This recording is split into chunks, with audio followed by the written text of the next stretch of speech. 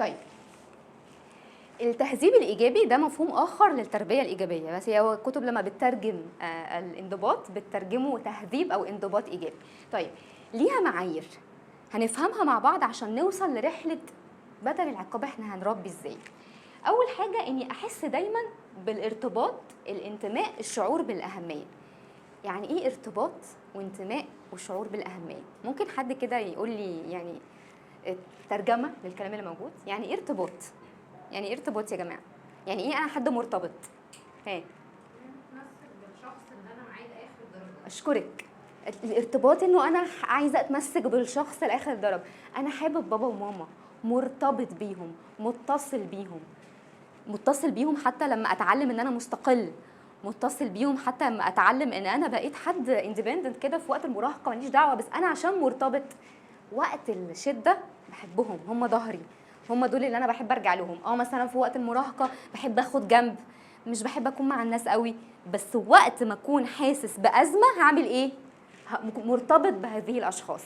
كمان حد حاسس بالانتماء والاهميه. بصوا الكلمتين دول، انا منتمي وانا مهم، هم دول الاساس في التربيه الايجابيه.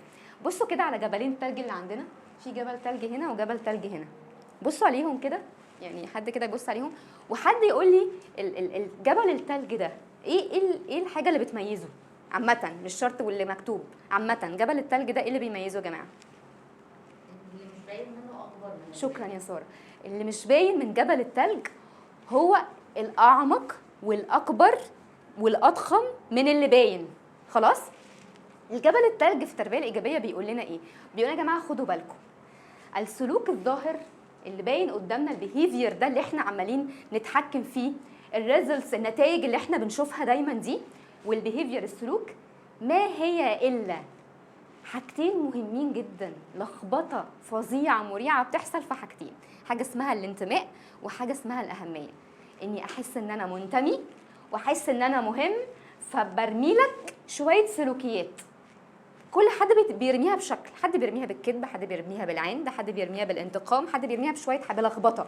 بس انا عايزه اوصل لك حاجتين هم اساس اللخبطه، هم اساس كل حاجه، هم اساس البيليفز، الاعتقاد واساس الافكار اللي موجوده عنده.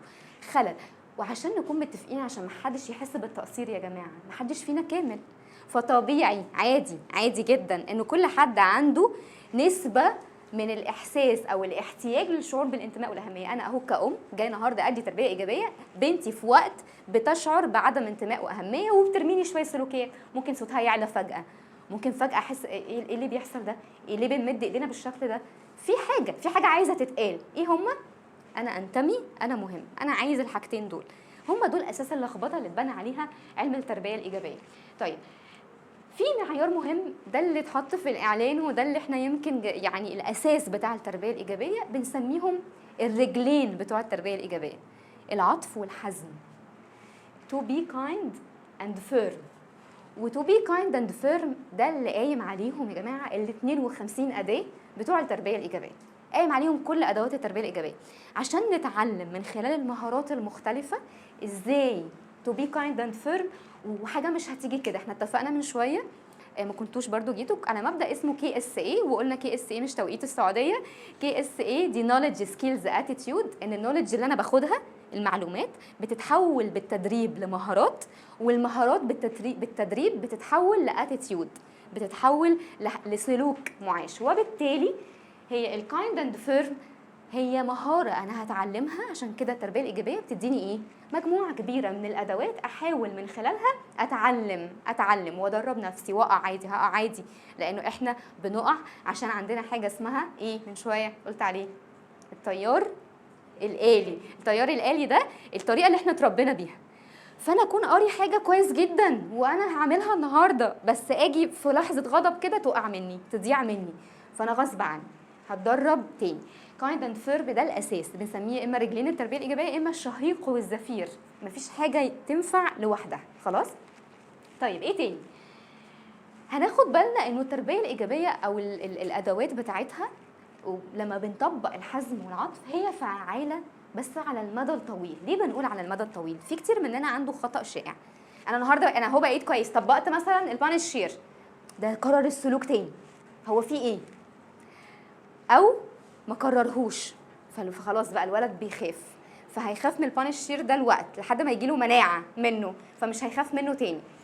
اساليب العقاب المختلفه ممكن تكون فعاله على المدى القصير. ليه؟ لان الطفل يا اما خايف يا اما بيرهب يا اما قلقان من الموضوع ده، بس بعد كده بياخد منه متانه ويعديه.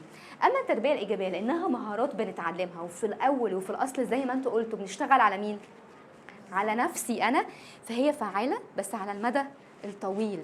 انا ممكن فجاه احاول اشتغل على سلوك زي سلوك الكذب، هو مش ما بين يوم وليله هيروح، ممكن ياخد معايا شهر، بس على المدى الطويل هو مش هيرجع له تاني. لكن ممكن بالترهيب وبالعقاب وبالحاجات الكتيره يبطل، بس هيبطل بشكل التقهقر، انه ايه؟ يحسسني انه انسان صادق بس هو مش صادق بالفعل. حاجه تانية مهمه من ضمن اساسيات التربيه الايجابيه انه بتعلم مهارات للحياه. مهارات، انا مش هدفي ابطل السلوك، ما السلوك ده في الاول وفي الاخر ايه؟ زي ما ساره خدت بالها، هو عباره عن ايه؟ هو الجزء اللي باين من التلج.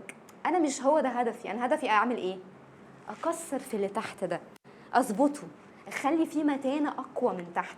فالسلوك اللي باين ما هو الا مؤشر ان في حاجه تانية فيها لخبطه.